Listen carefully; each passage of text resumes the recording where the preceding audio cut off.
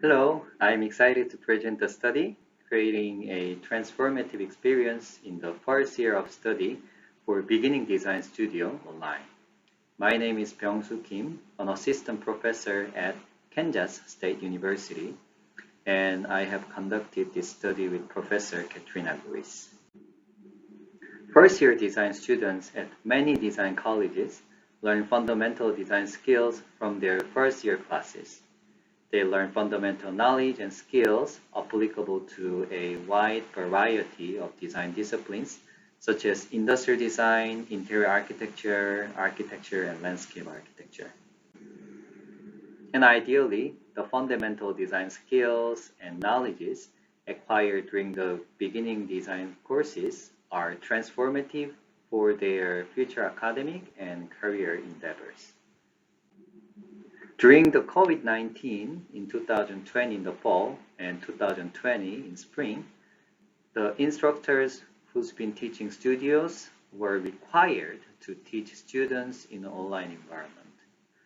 While teaching online was not an essential skill set for the instructors, they needed to adapt themselves to learn essential technologies and methods and tools so that they can actually teach the contents that they have been doing in person to the students who are taking online.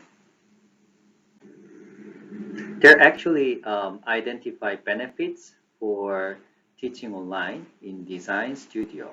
For instance, one of the studies that we have read stated that online learning is active, flexible, and accessible, and it is perfect for the students for whatever reason cannot participate in the online campus experience. It can increase the number of students and reduce any potential learning delays.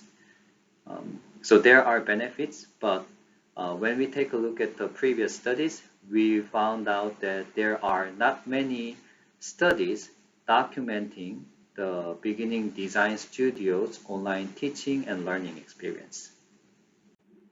So the purpose of this study is to understand the experienced faculty members' online teaching experience for the beginning design studios with an aim to improve the transformative learning during and after COVID. Focus group interviews were conducted with 4 instructors who had taught the beginning design studio during lockdown at our university, Kansas State University, and who have taught at least 1 semester online, if not 2 semesters.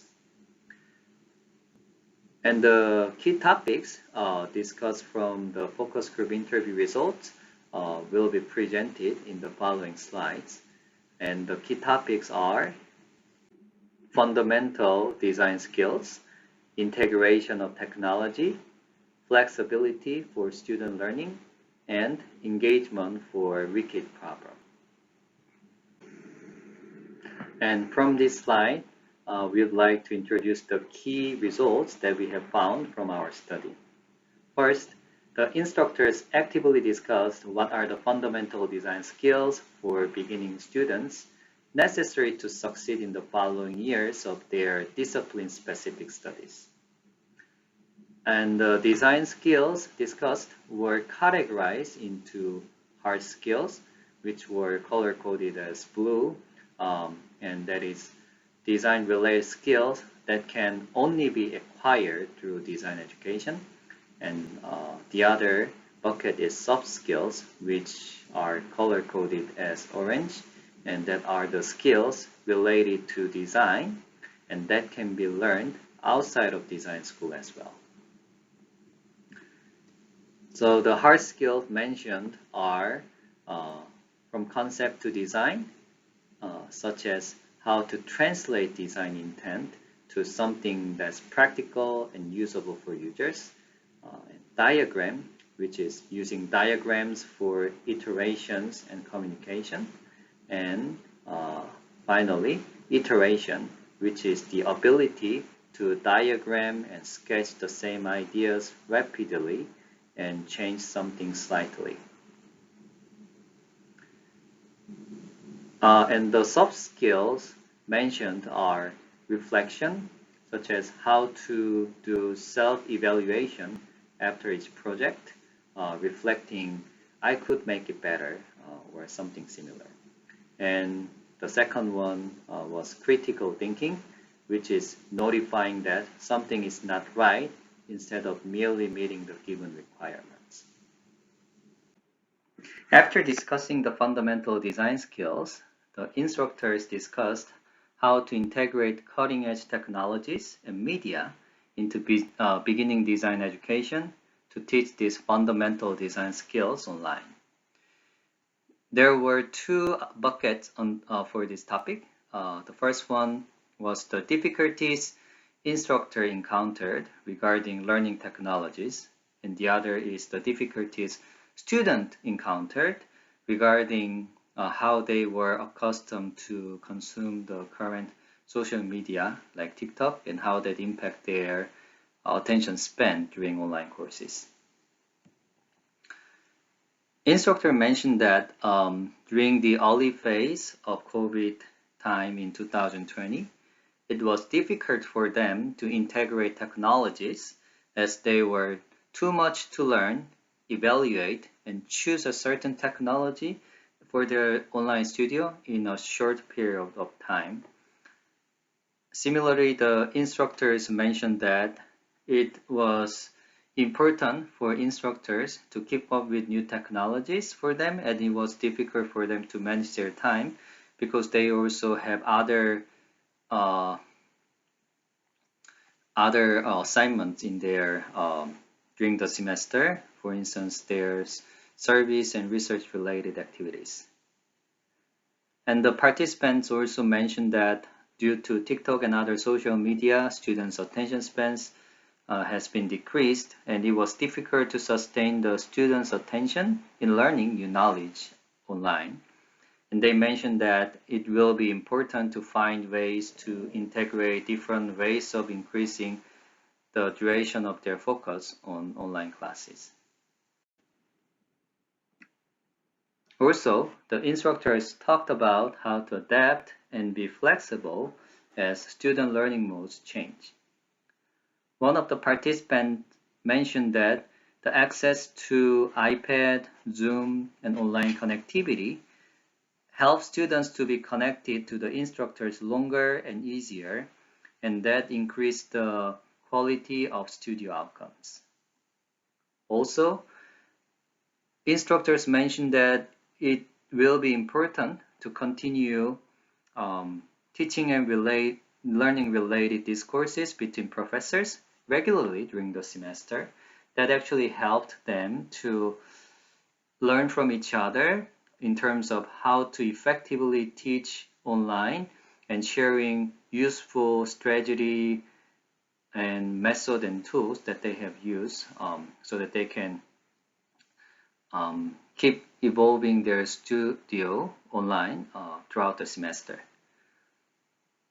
One of the participants mentioned that the change of dynamics between students and instructors. While teaching online, the instructor felt that there were blurred roles between students and instructors.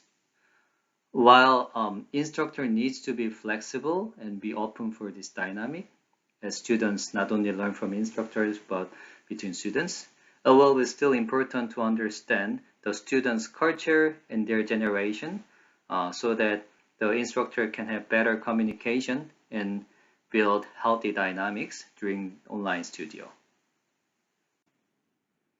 Finally, the participants also have discussed how to engage students in learning and discussion of social issues and wicked problems. One of the instructors mentioned that creating a unique and safe learning environment will be the starting point to increase the engagement for wicked problems and social issues. The instructor mentioned that we need to set a creative environment that are respectful and not personal so that students can bounce ideas off and can express themselves during the studio time. Also, Instructors mentioned that letting the students to encounter real-world problem was helping them to think about wicked problems and social issues, in addition to just focusing on honing their fundamental design skills. One of the instructors mentioned that students are not good at or muted when discussing hot topics or things that have potential that brings like dispute or debate. So instructor mentioned that being activists and encouraging them to discuss about wicked problems and social issues will be a great start for students to think about this. It was mentioned by the instructors that it is important for the student to have the opportunity to understand both sides when it comes to social issues.